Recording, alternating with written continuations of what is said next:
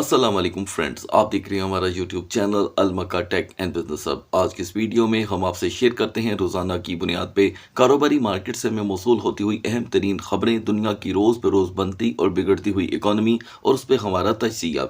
इसी के साथ आपको आगाही दी जाती है कि मार्केट के कौन से फंडामेंटल स्ट्रॉन्ग तजारती सेक्टर्स पे इन खबरों का कोई इम्पैक्ट भी देखा जा सकता है। तो दोस्तों, आज है संडे का दिन और संडे के दिन खबरें बहुत ही कम देखी जाती हैं, लेकिन ये आम संडे नहीं है क्योंकि आज के दिन एक बड़ी तैयारी की जा रही है सिर्फ उस एक हफ्ते के लिए जिसका पैनिक हम जुमे की मिडनाइट से ही देख रहे हैं। क्या ये हफ्ता वाकई ही हमारे लिए पैनिक लेकर के आ सकता है?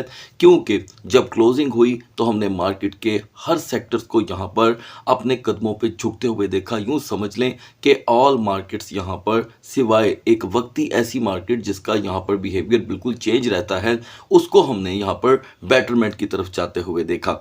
तो दोस्तों, इस हफ्ते का जिक्र और इसका तजिया बड़ा ही ज़रूरी होगा और साथ आपको अपडेट किया जाएगा कि आने वाले हफ्ते में जो 3 बड़े इवेंट्स आ रहे हैं जो यूएस इकोनॉमी से जुड़े हैं उसका मार्केट पे क्या इम्पैक्ट हो सकता है। आफ्टर दैट हम क्रिप्टो मार्केट का भी रुख इख्तियार करेंगे। सो गाइस, ऐसे में आपने क्या करना है, वीडियो को करना है लाइक, चैनल को करना है सब्सक्राइब।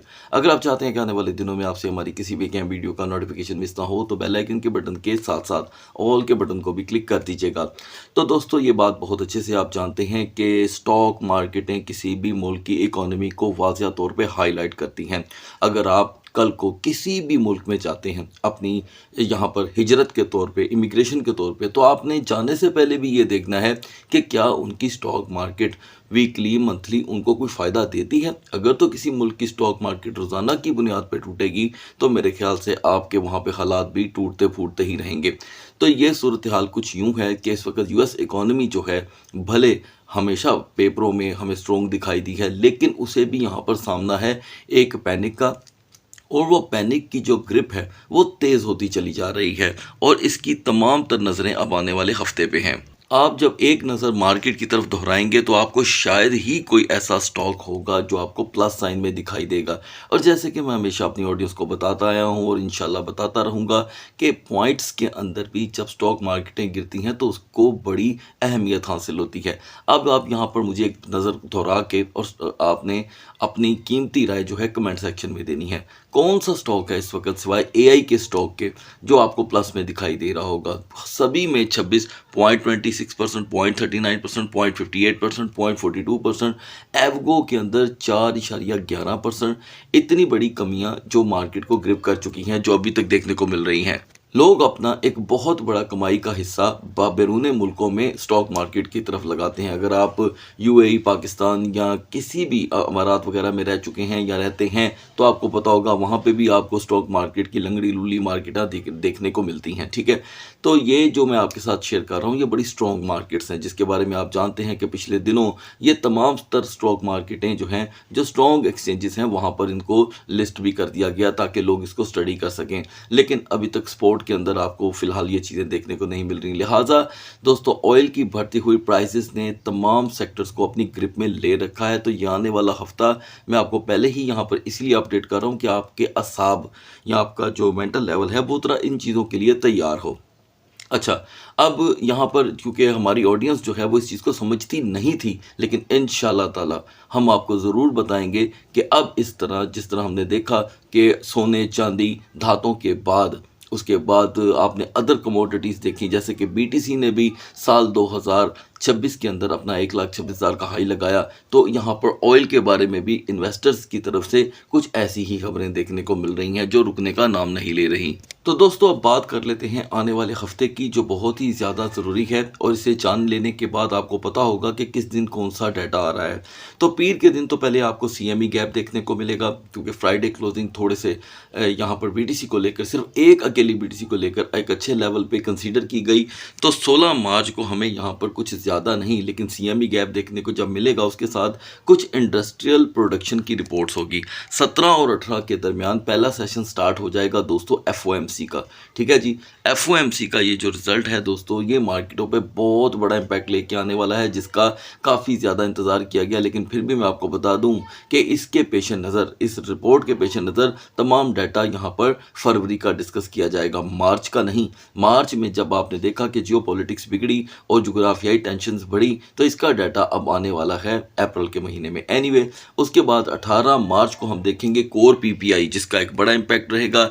इसके साथ एफओएमसी के मिनट्स भी, इंटरेस्ट रेट भी, सारी चीज़ें इस कॉन्फ्रेंस के साथ होंगी। फिर बात आती है 19 मार्च थर्सडे जुमेरात पे इनिशियल जॉबलेस क्लेम जो हमेशा अहमियत का हामिल रहता है दोस्तों, और उसमें एक होलसेल इन्वेंट्रीज का एक तजिया साथ ऐड कर दिया जाता है। लिहाजा जुमे के दिन फ़िलहाल अभी तक कोई शेड्यूल नहीं है, लेकिन जुमे को अगर कोई शेड्यूल आता है तो मैं मस्ट आपके साथ यहाँ पर शेयर करूँगा। और इनकी जो डेट है, टाइमिंग है, आजकल जब से ख़ास करके चचा की हुकूमत आई है, इनकी डेटें और टाइमिंग्स जो हैं वो चेंज होती रहती हैं। तो लिहाजा इसकी अपडेट हासिल करने के लिए आप हमारा व्हाट्सएप चैनल ज्वाइन कर सकते हैं।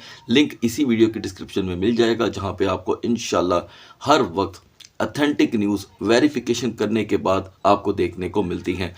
और किसी भी तजारती सेक्टर्स की फौरी तरीन यानी कि 1 सेकंड से पहले जो खबर वायरल हुई होती है उसकी तस्दीक भी आपको करके दी जाती है। तो दोस्तों बढ़ते हैं मार्केट की तरफ। Guys now we are in the market. हम देख रहे हैं कि मार्केट की कैपिटलाइजेशन संडे के वो भी पहले सेशन के अंदर यहाँ पे हमें इंप्रूव करती हुई दिखाई दे रही है, और ये कोई नॉर्मल इंप्रूवमेंट नहीं है। हम 2.48 से 2.52 की तरफ आए हैं और डोमिनेंस भी यहाँ पर थोड़ा सा हाई दिखाई दे रहा है। और आपको एआई की जो टेक्नोलॉजी इस वक्त मार्केट में एकदम फैलती हुई दिखाई दे रही है, उसका ही एक टोकन बिटटाओ यहाँ पर आपको फिर से अपनी खोई हुई साख रिकवर करता दिखाई दे रहा है। लिहाजा ये कैपिटलाइजेशन जो मार्केट में आपको इंप्रूव होती दिखाई दे रही है, इसने कोई बीटीसी और इथेरियम को यहाँ पर आकर सपोर्ट नहीं किया, लेकिन इसकी सपोर्ट आपको फिलहाल यहाँ पे कुछ अदद आल्ट कॉइन्स के अंदर देखने को मिल रही है। लिहाजा ये चीज़ें हमें एक सिग्नल देती हैं अकल को, और वो ये है कि शाम 7:30 बजे का जो सेशन होगा वो बिल्कुल एक वर्किंग डे की तरह देखने को मिल सकता है।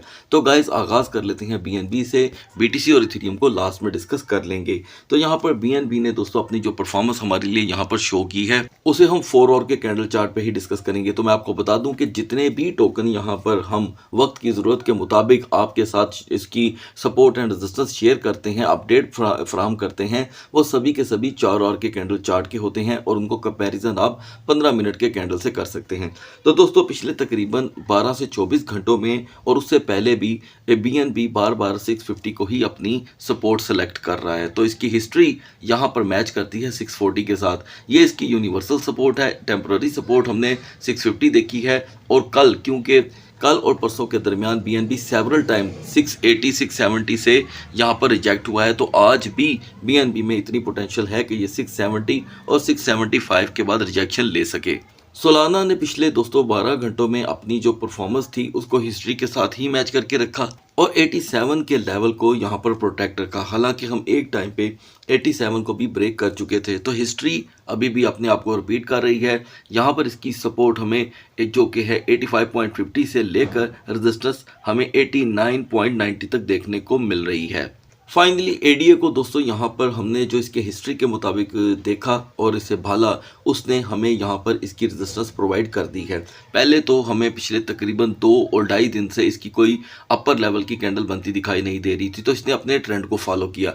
अब आप देखें, आप में से बहुत से व्यूवर ने कहा कि ये जो नए तरीके से आप एनालिसिस कर रहे हैं हमें इसकी कुछ समझ नहीं लग रही। मुझे ये बताएं कि क्या आपको इस चीज़ में कुछ नया सीखने को नहीं मिल रहा कि हम यहाँ पर बार बार अपने ट्रेंड को और हिस्ट्री को स्टडी करते हैं। हिस्ट्री ही है दोस्तों जो हमें बाज़-औक़ात अक्सर मार्केटों में सफलता दिलाती है। तो लिहाजा 0.2605 इसकी सपोर्ट थी जो कल ब्रेक हो गई। फाइनली यहाँ पे एडीए ने 0.2673 का हाई प्रोवाइड किया है, तो ऐन मुमकिन है कि हम 0.2650 को इसकी वक्ती सपोर्ट कंसीडर करें और रेजिस्टेंस 0.2680 तक रहे। BCH फिलहाल दोस्तों यहाँ पर अनमूव्ड है। इसने कल मिडनाइट से लेके अब तक जो कि है 458 से 471 तक की रेजिस्टेंस अपनाई है, और यहाँ पर नॉन स्टॉप एक बुलिश मारूबुजू कैंडल बनती दिखाई दे रही है, जिसमें अगर रिवर्सल भी आता है तो हम 462 से 475 तक की रेजिस्टेंस देख सकते हैं। अगर हम यहाँ पे बात करें दोस्तों जी कैश की यानी कि जिक की, तो ये यहाँ पर अपने पुराने ट्रेंड पे अभी वर्क करता हुआ दिखाई दे रहा है, और आप बहुत अच्छे से जानते हैं कि हम 205 को यहाँ पर इसकी जो नज़दीक तरीन यहाँ पर सपोर्ट के तौर पे डिस्कस कर रहे थे 195 to 205। तो यहाँ पर जीक में काफ़ी लोगों को जो कि है एक अच्छा लेवल ऑफ एंट्री में देखने को मिला, और अब हम इस वक्त 230 पे पहुँचे हुए हैं विदाउट डाउन शेडो। अब यहाँ पर हमें इसकी हिस्ट्री के मुताबिक काफ़ी दफ़ा जो कि है रिजेक्शन देखने को मिली है। अगर मैं यहाँ पर इसके वीकली डाटा की तरफ चला जाऊँ तो फिर वीडियो थोड़ी और लंबी हो जाएगी, लिहाजा मैं आपको अपडेट कर दूँ कि जी कैश जो 390 से मुसलसल अपनी कोई सपोर्ट बनाने में कामयाब नहीं हुआ, इसने 210 को तरजीह दी, ठीक है, और 210 पे ही इसका रिवर्सल तब मुमकिन होगा जब कभी मार्केट के अंदर एक बड़ी लिक्विडेशन आएगी। मैं फिर आपको हाईलाइट कर दूं, लिक्विडेशन आएगी। तो लिहाजा अभी भी यहाँ पर मार्केट में शाम 7 साढ़े 7 बजे के बाद बड़ी चेंजेस की तवक्को की जा सकती है। लिहाजा 222 तक का एक रिवर्सल लेवल ये इस कैंडल के साथ मौजूद है और उसके बाद रेजिस्टेंस 235।